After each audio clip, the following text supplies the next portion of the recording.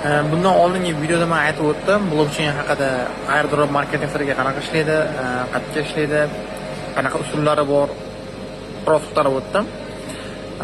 Smart kontraktning ichiga marketing strategiya joylash degan masala blockchain ichiga, u boshqa narsa u. Uni ilojisi menimcha yo'q bo'lsa kerak. Men ko'p ishmagan bunaqa loyihani, frontda ham. Haqiqiy. Uni joylashda maqsad ham bo'lish kerak-da. Blockchaindan yapib ishlamoqchi bo'lsangiz, proyektni o'rganib, proyekt qilmoqchi bo'lsangiz, proyektingiz blockchaindagi muammolarga yechim berish kerak brendda. Zo'r proyekt bo'lsa ham, agar pul yig'ilmasa, yurmaydi proyekt. Proyektga pul kerak, investor kerak. Pul kirish kerak unga. Likvid kirish kerak proyektga.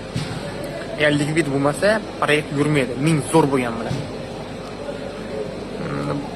Men ertaga xudo xolasa agar savol yana bo'lsa, shunaqa savollar bo'lsa, boshqalarda ham bo'lsa, bersinlaring, men ertaga xudo xolasa inshaalloh uchrashuvimiz bo'ladi. Blogerlar bilan, kripto ekspertlar bilan. Shunda yana javob bo'ladi.